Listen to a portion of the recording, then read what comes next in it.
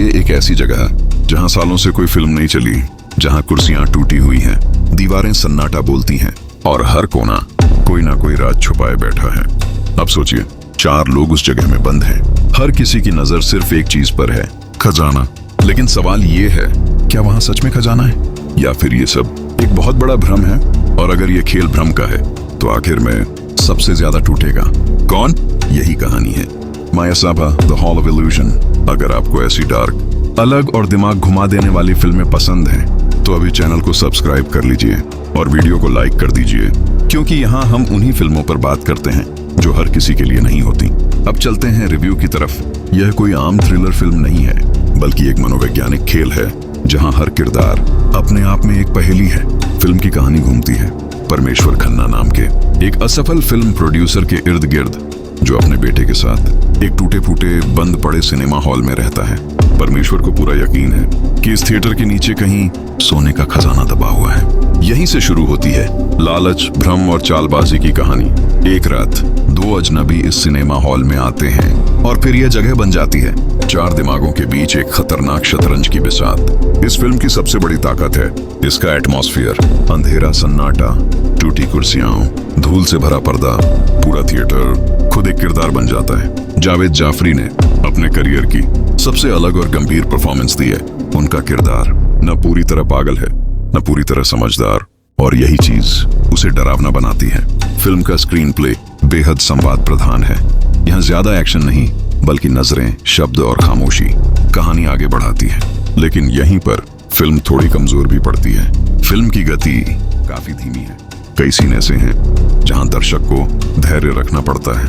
अगर आप fast pace मसाला फिल्में देखने के आदी हैं तो ये फिल्म आपको बोर भी कर सकती है। फिल्म बहुत ज्यादा सिंबॉलिक है, हर चीज डायरेक्ट नहीं बताई जाती, और यही वजह है कि कई लोगों को कहानी पूरी तरह समझ नहीं आएगी। यह फिल्म उन लोगों के लिए है जो सिनेमा को सिर्फ टाइम पास नहीं, बल्कि अनुभव मानते हैं। अगर आपको तुम बाट जैसी डार्क, स्लो और सोचने वाली फिल्में पसंद हैं तो माया साभा आपको जरूर पसंद आएगी। लेकिन अगर आप कॉमेडी, गाने, हीरो हीरोइन और क्लियर एंडिंग चाहते हैं तो ये फिल्म आपके लिए नहीं है। Final rating 3.5 star. Maya Sabha हर किसी के लिए नहीं बनी, लेकिन जो इसे समझेगा वह ये सीन लंबे समय तक याद रखेगा। और जैसे जैसे फिल्म आगे बढ़ती है वैसे वैसे ये साफ हो जाता है कि यह सिर्फ खजाने की कहानी नहीं है, बल्कि इंसानी लालच, डर और दिमागी खेल की कहानी है। यहाँ हर किरदार दूसरे को इस्तेमाल करना चाहता है, लेकिन खुद यह नहीं समझ पाता कि असल में किसे इस्तेमाल किया जा रहा है। फिल्म बहुत शांति से आपके दिमाग में उतरती है। ये जोर से नहीं चिल्लाती, बल्कि धीरे धीरे आपको बेचैन करती है। कुछ सीन ऐसे हैं जहाँ कोई डायलॉग नहीं है, फिर भी बहुत कुछ कहा जाता है। कैमरा बस किरदारों के चेहरे पर रुकता है और आप उनके अंदर चल रही उथल पुथल महसूस कर सकते हैं। ये फिल्म बार बार एक ही सवाल पूछती है, क्या इंसान सच में सच देखना चाहता है या फिर भ्रम में जीना उसके लिए ज्यादा आसान है? डायरेक्शन की बात करें तो राही अनिल बर्वे ये साबित करते हैं कि डर दिखाने के लिए चीख चिल्लाहट जरूरी नहीं होती। कभी कभी खामोशी ही सबसे बड़ा डर बन जाती है। बैकग्राउंड म्यूजिक बहुत कम इस्तेमाल हुआ है, लेकिन जब भी आता है सीधा असर करता है। कहीं भी जरूरत से ज्यादा म्यूजिक ठूंसा नहीं गया। फिल्म का क्लाइमैक्स काफी अलग है। यह आपको तुरंत जवाब नहीं देता, बल्कि सवाल छोड़ देता है, और यही बात कुछ लोगों को पसंद आएगी और कुछ लोगों को यहीं से शिकायत शुरू हो जाएगी। अगर आप उस तरह के दर्शक हैं जो थिएटर से निकलते वक्त ये सोचते हैं कि अब इसका मतलब क्या था, तो ये फिल्म आपके लिए ही बनी है। लेकिन अगर आप स्पष्ट जवाब, सीधी कहानी और साफ अंत चाहते हैं तो ये फिल्म आपको अधूरा महसूस करा सकती है। माया साभा असल में सिनेमा पर बनी फिल्म है, सपनों पर, नाकामी पर और उस उम्मीद पर जो इंसान को भ्रम में जिंदा रखती है। ये फिल्म आपको डराती नहीं, लेकिन आपके दिमाग में चुभती रहती है, और शायद यही इसका सबसे बड़ा प्लस पॉइंट है। तो कुल मिलाकर माया साभा एक स्लो बर्न मनोवैज्ञानिक थ्रिलर है जो हर किसी के लिए नहीं, लेकिन सही दर्शक के लिए काफी असरदार है।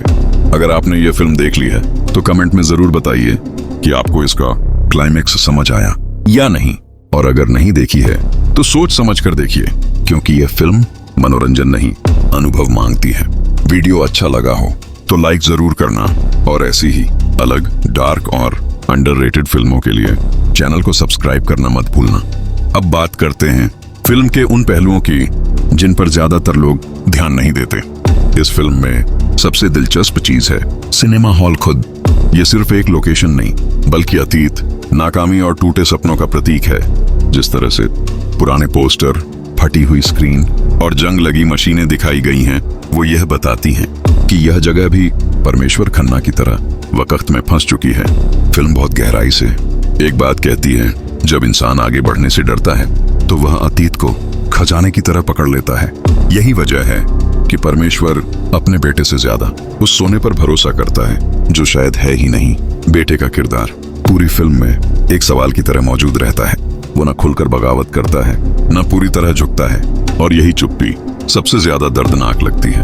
बाकी दोनों अजनबी किरदार असल में दर्शक की तरह हैं। वो सवाल भी पूछते हैं, शक भी करते हैं और जरूरत पड़ने पर झूठ भी बोलते हैं। फिल्म बार बार ये दिखाती है कि सच्चाई वही नहीं होती जो दिख रही होती है। कई बार सबसे साफ चीज सबसे बड़ा धोखा होती है। यहाँ कोई भी पूरी तरह सही नहीं है और कोई भी पूरी तरह गलत नहीं, और शायद यही वजह है कि ये फिल्म लंबे समय तक दिमाग में घूमती रहती है। अगर हम तकनीकी पहलू देखें तो सिनेमेटोग्राफी जानबूझकर डार्क रखी गई है। कुछ सीन इतने कम रोशनी में हैं कि आपको स्क्रीन पर ध्यान देना पड़ेगा। यह फिल्म मोबाइल पर नहीं, अंधेरे कमरे में पूरी तवज्जो के साथ देखने लायक है। यह एक ऐसी फिल्म है जो आपको बीच में उठने नहीं देती, लेकिन आसान भी नहीं बनती। तो अगर आप रिस्क लेने वाला सिनेमा देखना चाहते हैं तो माया सभा एक अलग अनुभव दे सकती है।